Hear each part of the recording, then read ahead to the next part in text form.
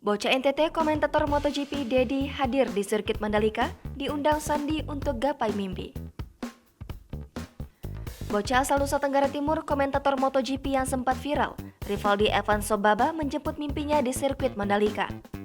Bocah yang akrab disapa Dedi ini hadir di MotoGP Mandalika 2022 pada Sabtu 19 Maret berkat undangan Menparekraf Sandiaga Uno.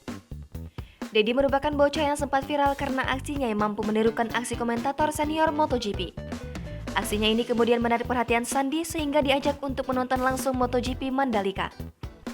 Saat tiba di Media Center Indonesia, dia langsung menarik perhatian para wartawan yang hadir di Media Center Indonesia MotoGP Mandalika 2022. Dedi menemani Sandi untuk memberikan keterangan mengenai dampak positif MotoGP untuk pariwisata Indonesia.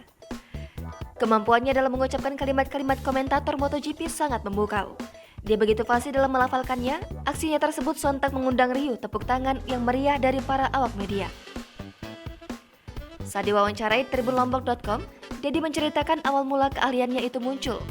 Dia begitu fasih menjadi komentator karena sudah menyukai MotoGP sejak usia 2 tahun. Ia selalu menonton pembalap idolanya Valentino Rossi. Dedi akan berhenti menangis ketika mendengar nama Rossi disiarkan di televisi. Kegemarannya menonton MotoGP membuat dia mencoba untuk meniru komentator MotoGP hingga lancar dalam mengucapkan kalimat-kalimat yang biasa diucapkan.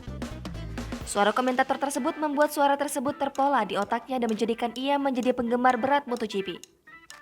Manajer Dedi, Ibe Martin menceritakan awal mula kenapa kemudian jadi diundang ke sirkuit Mandalika.